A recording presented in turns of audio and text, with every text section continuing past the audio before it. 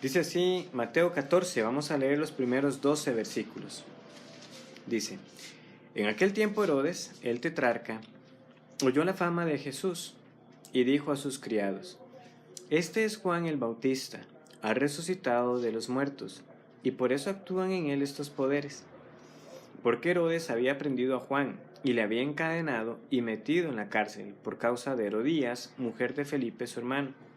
Porque Juan le decía: No te es lícito tenerla. Y Herodes quería matarle, pero temía al pueblo porque tenían a Juan por profeta. Pero cuando se celebraba el cumpleaños de Herodes, la hija de Herodías danzó en medio y agradó a Herodes, por lo cual le prometió con juramento darle lo que pidiese. Ella, instruida primero por su madre, dijo: Dame aquí en un plato la cabeza de Juan el Bautista. Entonces el rey se entristeció, pero a causa del juramento y de los que estaban con él a la mesa, mandó que se la diesen, y ordenó decapitar a Juan en la cárcel. Y fue traída su cabeza en un plato, y dada a la muchacha, y ella la presentó a su madre. Entonces llegaron sus discípulos, y tomaron el cuerpo y lo enterraron, y fueron y dieron las nuevas a Jesús.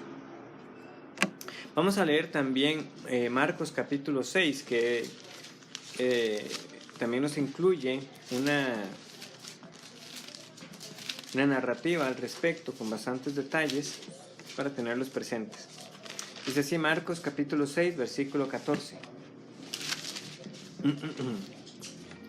El énfasis principal obviamente va a estar en Mateo, porque estamos estudiando el Evangelio de Mateo, pero esto es como para que tengamos más información. Oyó el rey Herodes la fama de Jesús, porque su nombre se había hecho notorio, y dijo: Juan el Bautista ha resucitado de los muertos, y por eso actúan en él estos poderes. Otros decían: es Elías, y otros decían: es un profeta o alguno de los profetas. Al oír esto, Herodes dijo: Este es Juan el que yo decapité, que ha resucitado de los muertos. Porque el mismo Herodes había enviado y prendido a Juan, y le había encadenado en la cárcel por causa de Herodías, mujer de Felipe su hermano, pues la había tomado por mujer. Porque Juan decía a Herodes: No te es lícito tener la mujer de tu hermano. Pero Herodías le acechaba y deseaba matarle y no podía. Porque Herodes temía a Juan, sabiendo que era varón justo y santo, y le guardaba a salvo. Y oyéndole se quedaba muy perplejo, pero le escuchaba de buena gana. Pero venido un día oportuno, en que Herodes, en la fiesta de su cumpleaños, daba una cena a sus príncipes y tribunos y a los principales de Galilea, entrando la hija de Herodías, danzó, y agradó a Herodes y a los que estaban con él a la mesa. Y el rey dijo a la muchacha: Pídeme lo que quieras, y yo te lo daré. Y le juró: Todo lo que me pidas te daré, hasta la mitad de mi reino. Saliendo ella, dijo a su madre: ¿Qué pediré? Ella le dijo: La cabeza de Juan el Bautista. Entonces ella entró prontamente al rey y pidió diciendo: Quiero ahora mismo que me des en un plato la cabeza de Juan el Bautista. Y el rey se entristeció mucho, pero a causa del juramento y de los que estaban con él a la mesa, no quiso desecharla. Y enseguida el rey, enviando a uno de la guardia, mandó que fuese traída la cabeza de Juan. El guarda fue, le decapitó en la cárcel y trajo su cabeza en un plato, y la dio a la muchacha, y la muchacha la dio a su madre. Cuando oyeron esto sus discípulos, vinieron y tomaron su cuerpo y lo pusieron en un sepulcro. Retomamos hoy entonces el estudio del Evangelio de Mateo. Hemos llegado a la mitad, hay 28 capítulos, estamos empezando el capítulo 14. No sé ya cuántos años tenemos estudiando Mateo, pero ahí vamos. Entonces, gracias al Señor que nos ha permitido llegar a este punto. Ahora, el pasaje con el que retomamos es familiar, ¿verdad? Sé que varios hemos leído esto muchas veces, de que Juan el Bautista fue decapitado. Pero de nuevo, que lo familiar del pasaje no haga que no prestemos la atención debida, porque hay sin duda muchas enseñanzas aquí contenidas. En primer lugar, ¿quién es este Herodes? Nos dice el versículo 1: En aquel tiempo Herodes el tetrarca oyó la fama de Jesús. Este Herodes, que es el Herodes que usualmente se lee en los evangelios, con excepción de Herodes el Grande, ¿verdad?, que fue el que estaba reinando cuando Jesús nació, es Herodes Antipas. Herodes Antipas. Y esto de que es un tetrarca, usualmente se utilizaba como para referirse a quien gobernaba sobre la cuarta parte de un reino o de un territorio. Pero como suele pasar, luego el término no era tan estricto, que tenía que ser el 25%, sino que se usaba como para todo aquel que era un gobernante o un rey menor. Por eso Marcos, ustedes ven que decía el rey Herodes. Ahora, Herodes no era el rey, ¿verdad? Roma tenía un emperador. Entonces, esto no es una equivocación, como algunos dicen, es que Marcos se equivoca y llama a Herodes rey. No, Marcos no está equivocado. Simplemente son títulos de realeza, de alguien que gobierna, es un gobernador, pero limitado, porque eso era lo que Roma hacía. O sea, Roma designaba gobernadores, designaba tetrarcas en distintas partes para que se atendieran los asuntos, ¿verdad? Igual como sucede, podemos decir en algún sentido, aquí, ¿verdad? Tenemos, sí, un presidente, pero hay 57 diputados y luego tenemos todos los alcaldes en cada municipalidad, ¿verdad? Obviamente uno puede ver que hay diferencias en las funciones y en el alcance y poder de esas decisiones que se toman. Entonces lo mismo tenemos aquí, Herodes Antipas es un gobernante. Ahora, ¿por qué Herodes, el nombre de Herodes? Está relacionado con este Herodes el Grande que nosotros leemos al inicio de Mateo, sí, es ese mismo. O sea, están relacionados, quiero decir. Herodes el Grande es el abuelo de este Herodes Antipas. Entonces, que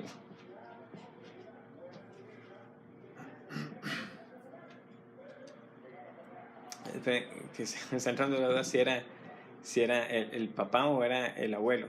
Es que como van a ver, seguir la genealogía herodiana, eso es un poco complicado. Entonces disculpen que haga esto, pero voy entonces simplemente a hacer el refrescamiento. A veces las Biblias tienen aquí la tabla. Ok, tenemos el Grande y Antipas Filipo. No, sí, el hijo, es hijo. Entonces, Herodes Antipas es hijo de este Herodes el Grande. Entonces, ¿qué sucede? Porque esto es relevante. ¿Qué leímos nosotros en Marcos? ¿De quién tomó él su esposa, esta mujer llamada Herodías? De su hermano, que se nos dice que se llama Felipe, que es también a la vez otro hijo de este Herodes el Grande.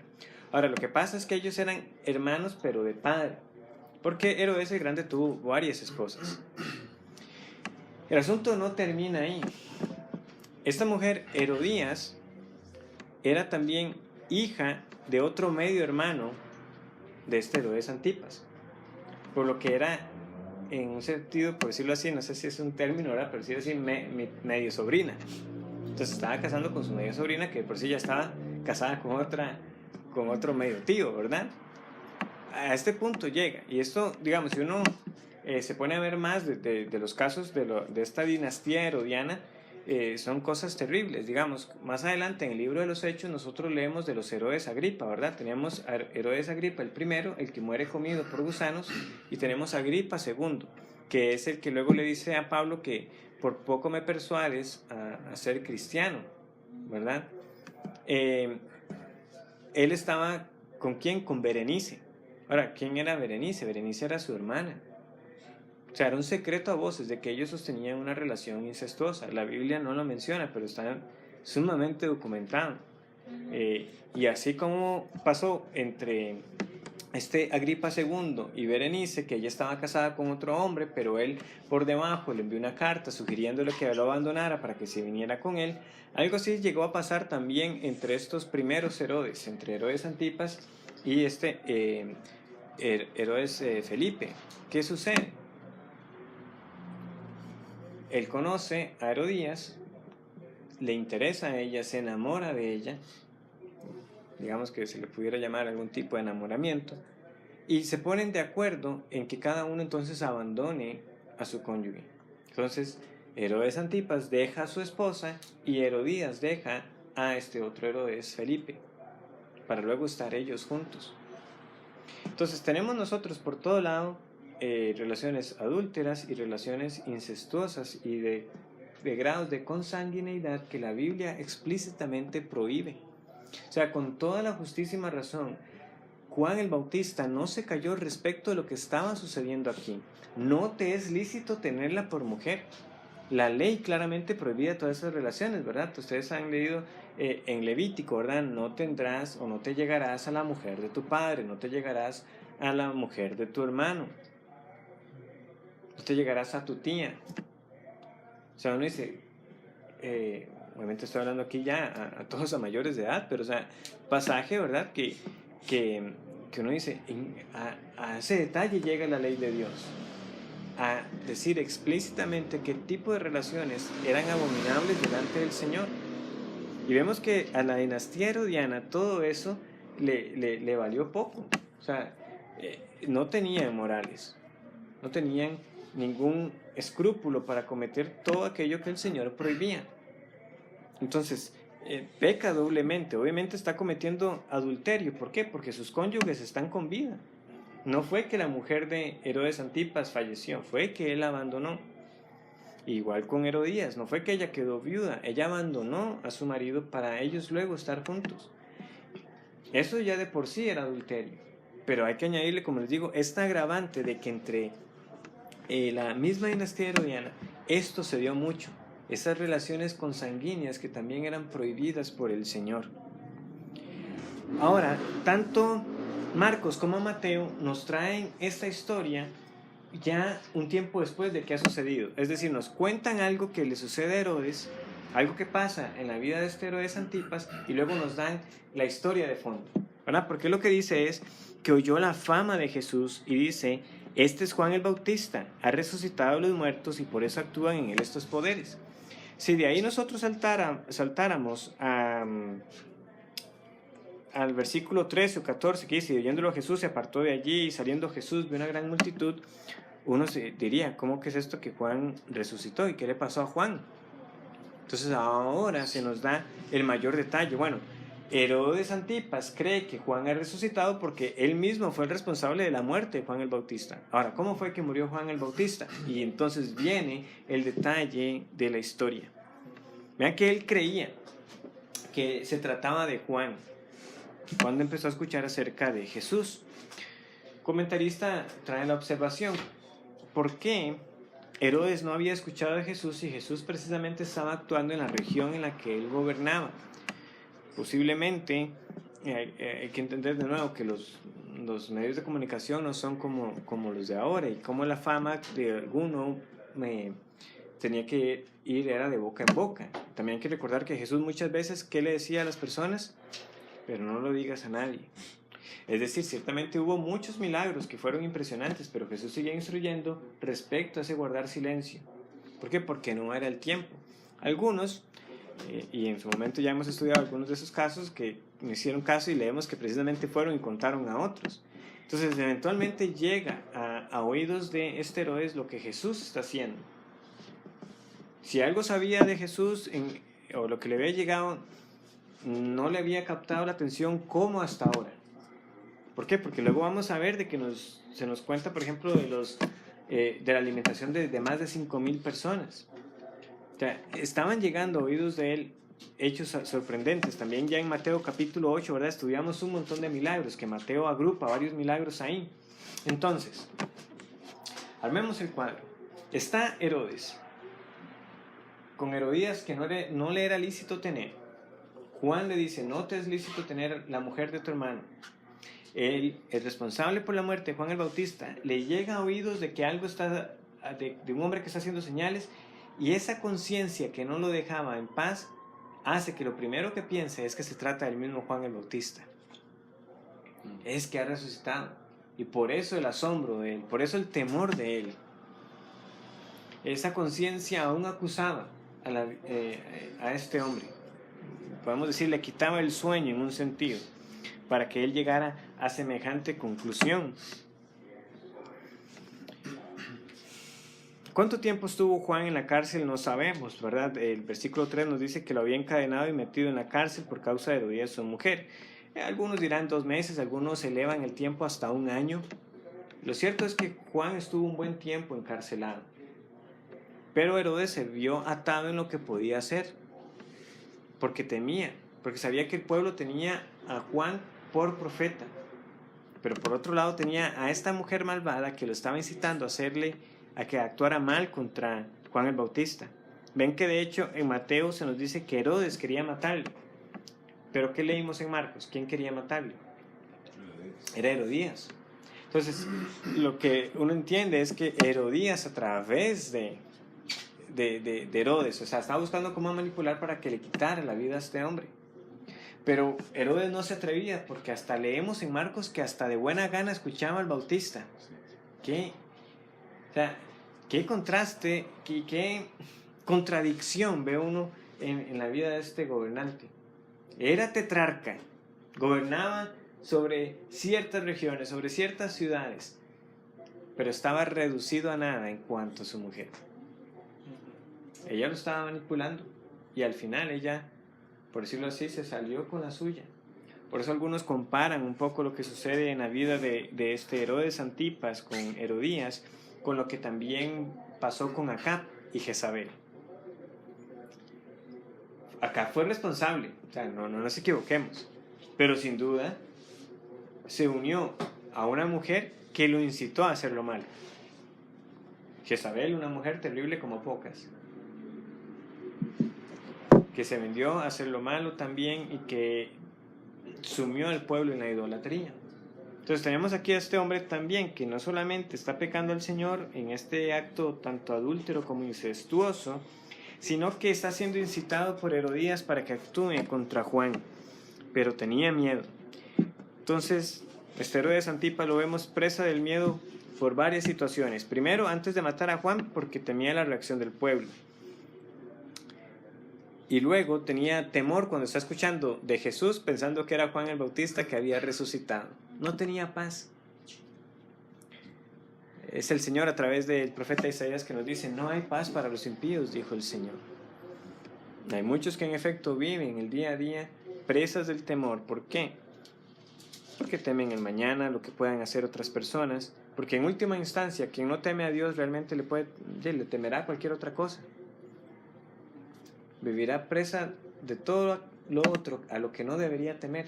Cuando Jesús nos dice claramente: no temáis a los hombres, que solamente pueden matar el cuerpo, pero temed a aquel, ¿verdad?, que puede destruir el cuerpo y el alma en el infierno, refiriéndose a la condenación eterna.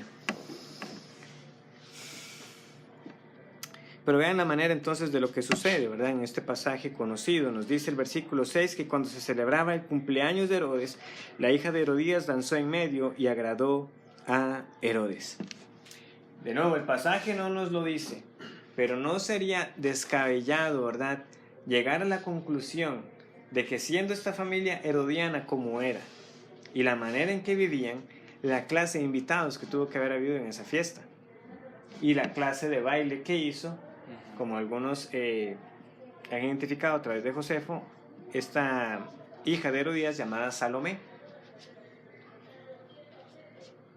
Salomé obviamente no se presentó con una danza recatada, de una presentación sumamente artística, no, fueron bailes sensuales para provocar los ánimos de las personas, de los hombres en particular, para encenderlos en sus deseos, al punto que este Herodes pierde la cabeza, o sea, la pierde completamente, porque leemos ahí que le agradó, pero una cosa es que a usted le haya gustado algo y otra cosa es que le diga: pídame lo que quiera, que le voy a dar hasta la mitad del reino. O sea, ese hombre había perdido completamente el uso de la razón, estaba encendido en sus deseos pecaminosos, y él, queriendo mostrarse poderoso, da ese tipo de promesas, que hasta la mitad del reino. Obviamente entendemos que no está hablando del imperio romano, ¿verdad? Él está hablando de la parte que él gobernaba, que hasta eso. Esta frase, aunque, ¿verdad?, exagerada como uno la puede leer, no era tampoco extraña de los hombres que estaban en el poder. No sé si alguno sabe cuál otro rey llegó a decir algo como esto. ¿Alguien sabe?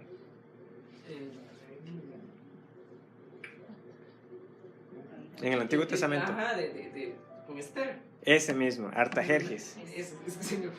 Ajá. Eso.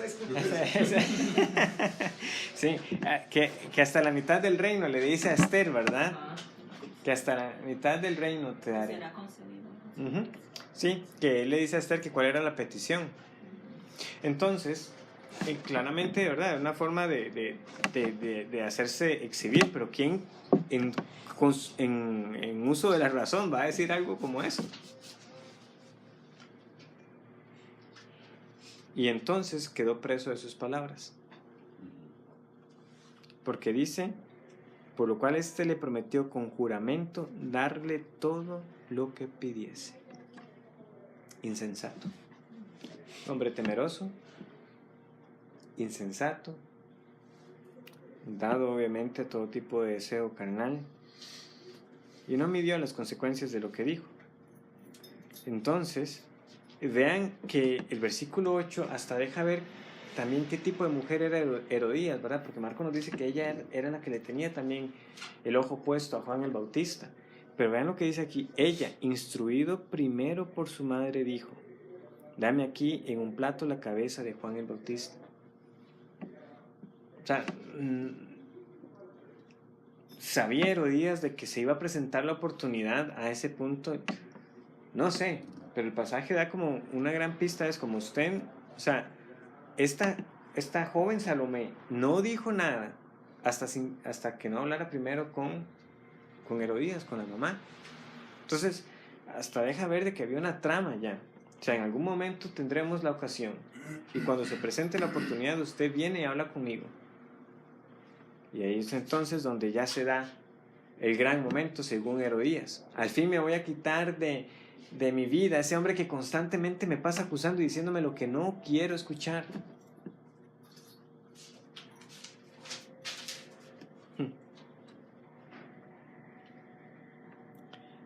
Dame aquí en un plato la cabeza de Juan el Bautista. Entonces el rey se entristeció.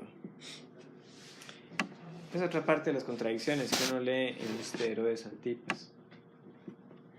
Vean, ciertamente, si él hubiera incumplido su palabra, era un hecho grave.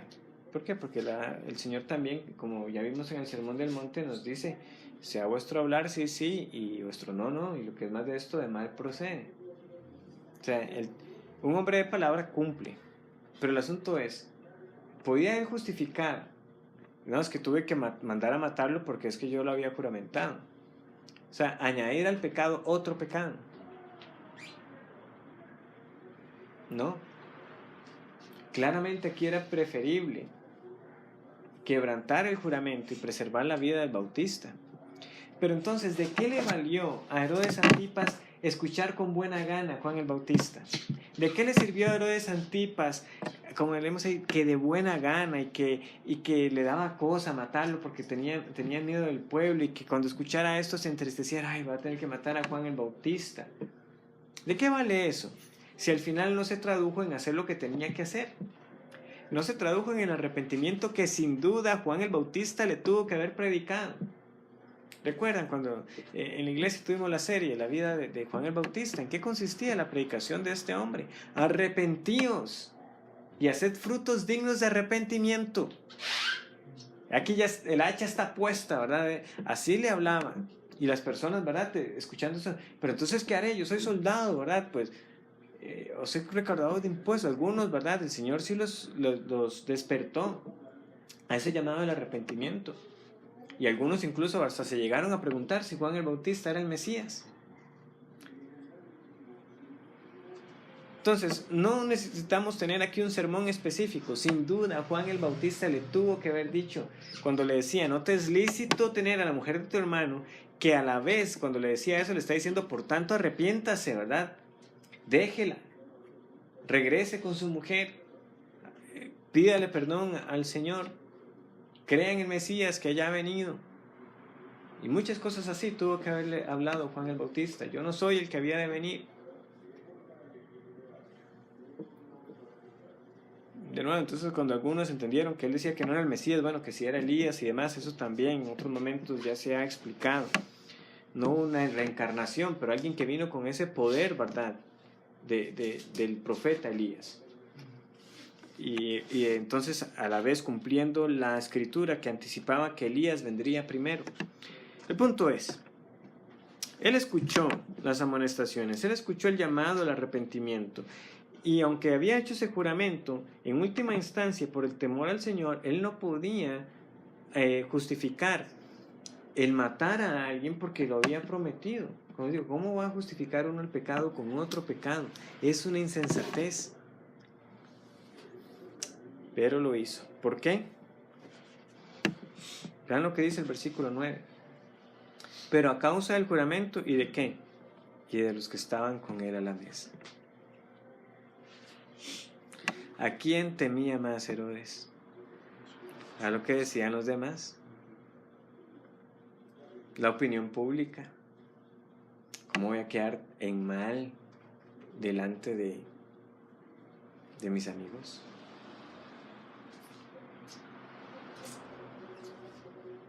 Voy a quebrantar el juramento que hice delante de ellos, que ellos no escucharon lo que juramenté, y luego voy a tener que enfrentarme con Herodías cuando vea que no le complací con la petición que me mandó a través de Salomé. Pero al final eso era. O sea, más temor a los hombres, pero nulo temor a Dios.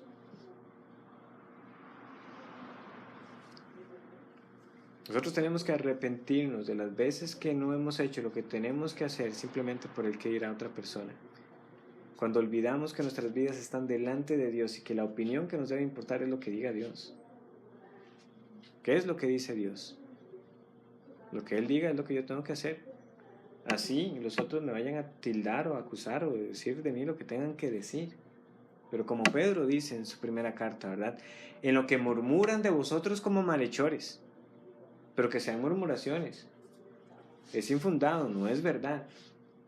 El justo padecerá injustamente. Porque si padecéis haciendo lo bueno, ahora lo que es correcto, dice Pedro, eso tiene alabanza delante de Dios. Eso vendrá cuando uno es fiel al Señor. Pero en el caso de este hombre, un cobarde, ¿verdad? Que teme a los hombres, a lo que digan los demás, y torpe, ignorando que el Señor estaba como testigo de todo esto, accede. Envía a este guardia, romano para que le corte la cabeza a Juan el Bautista, que es echado en un plato, se entiende aquí con un recipiente con cierta profundidad, para que obviamente le estudiaréis la cabeza. Y finalmente Salomé se la lleva a Herodías. Esto llega a conocimiento de los discípulos, quienes a su vez tomaron el cuerpo y le dieron, por decirlo así, una digna sepultura a Juan el Bautista. Y así terminó el ministerio de este hombre. Increíble, ¿verdad? Ministerio de unos pocos años, siendo fiel al Señor, pero así acabó. Es fácil, ¿verdad? Nosotros sacar como una conclusión, porque no es incorrecto que nosotros veamos ejemplos en la Escritura y decir tenemos que ser como Juan el Bautista. O sea, hay momentos en que eso es apropiado decirlo. Y es apropiado que nosotros entendamos aquí que Juan el Bautista ha dado un ejemplo digno de imitar. Él no rehusó decir lo que tenía que decir sin importar las consecuencias. ¿Por qué estaba fascinado Herodes? No lo sabemos, o sea, no se nos dan muchas razones, pero de nuevo, pensando una vez más en este rey acá, ¿verdad? En otro pasaje que también hay tanto que el Señor instruye, ¿verdad? En este capítulo de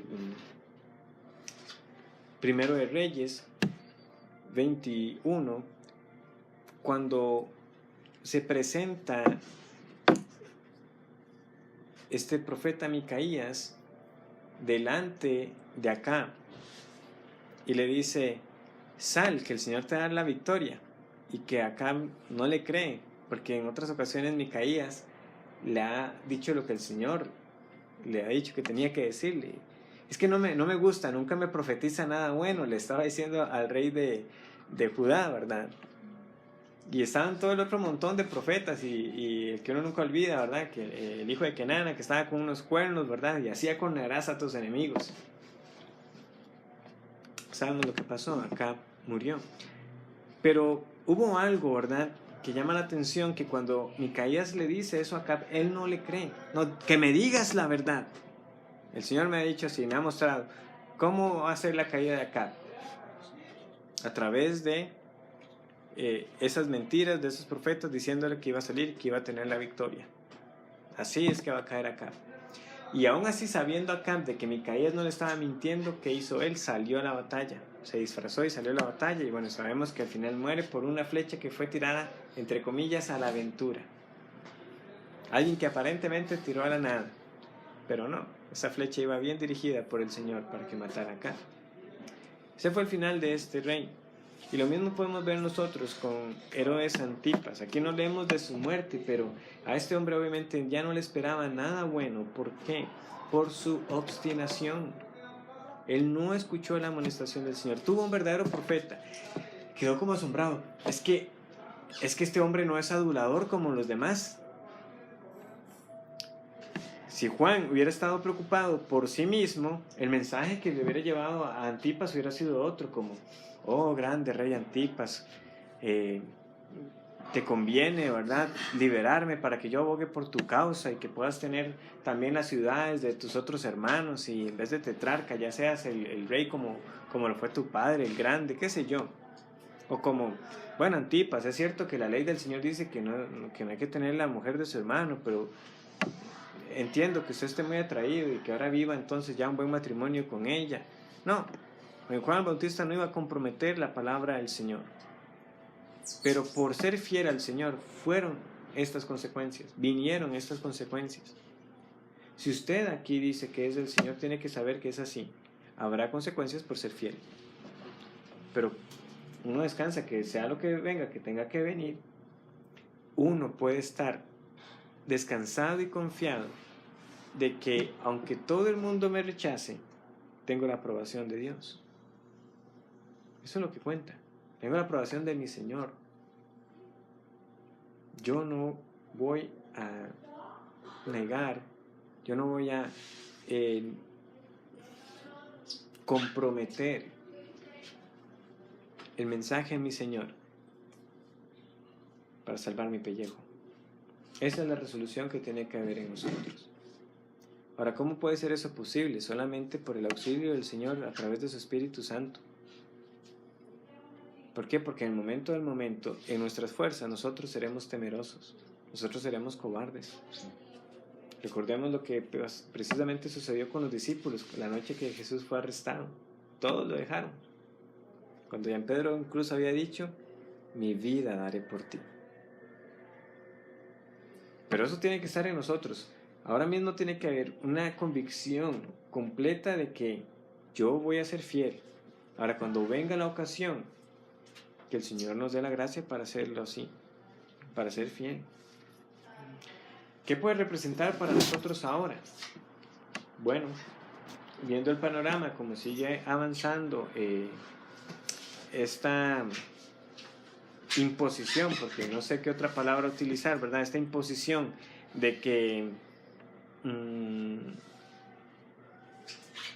hay que, en vez de ayudar a las personas a entender de que Dios ha dado un diseño y unos roles apropiados para el hombre y para la mujer, y que quieren destruir todas estas distinciones dadas por el Señor, y así en muchos temas, ¿verdad?, de una supuesta llamada tolerancia, de que nosotros tendremos, por ejemplo, consecuencias en nuestros trabajos. No sé a qué plazo, pero esas vendrán.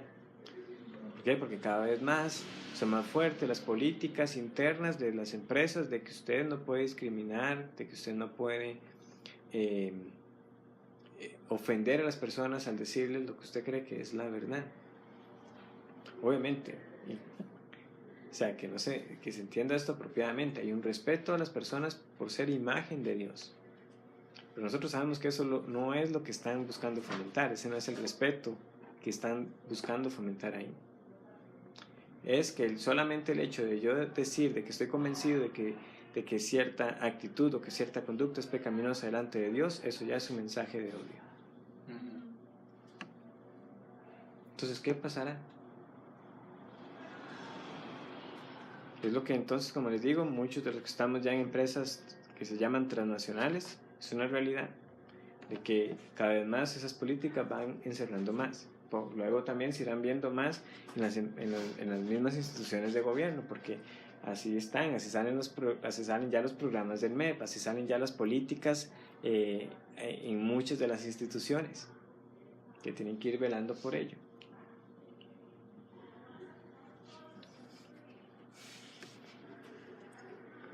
¿Cuántos escucharon, verdad? Porque fue muy famoso ese caso, ¿verdad? Del famoso pastelero en Estados Unidos de que se rehusó, ¿verdad?, a hacer el queque para una pareja homosexual.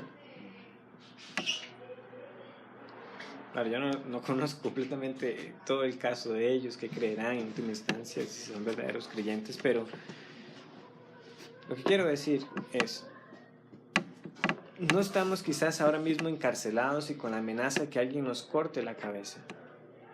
Pero si aún eso llegara a suceder literalmente, que la persecución fuera aquí como lo es en algunas otras partes del mundo, de nuevo, tenemos que ver aquí que el Señor nos está dando un ejemplo a seguir. ¿Por qué?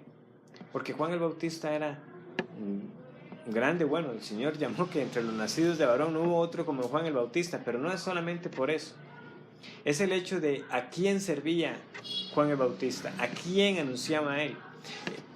En última instancia, lo que uno tiene que considerar es qué era tan valioso para Juan el Bautista que ameritó las últimas consecuencias. O sea, él sabía que buscaban su vida. O sea, eso era un hecho. Pero no por ello se retractó. ¿Qué o quién debemos decir? Es nuestro Señor Jesucristo. ¿Recuerdan las parábolas con las que estuvimos finalizando capítulo 13 de Mateo? Esa perla de gran precio y ese tesoro escondido. Para el creyente no hay nadie más valioso que Jesús, por quien vale la pena venderlo todo, perder todo lo demás con tal de tenerlo a Él. Y Juan el Bautista lo tenía claro, y nosotros debemos tenerlo claro también, que si esto implicará cortar con amistades, tener problemas con la familia, tener complicaciones en el trabajo, que así sea. Pero es que yo ya he encontrado lo que valía la pena encontrar. O,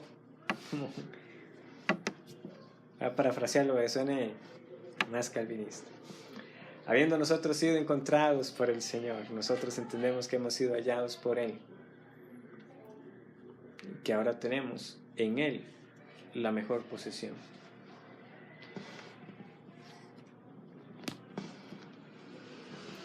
Respecto a Herodes, como les digo, su fin lo cosecharía viviendo una vida impía.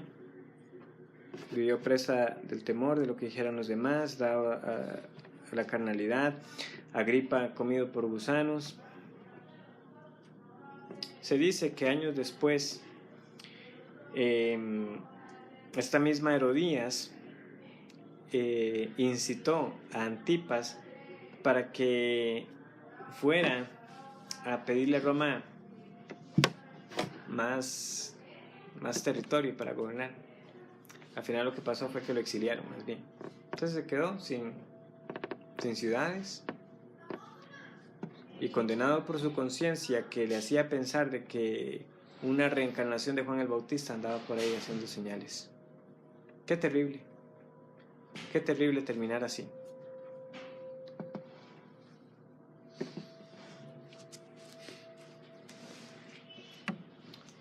De nada le valió la tristeza, de nada le valió las buenas ganas de escuchar. Precisamente también, y con esto cierro, como les mencionaba, Herodes Agripa II también llegó a verse muy interesado por lo que Pablo dijo, ¿verdad? Por poco me persuades.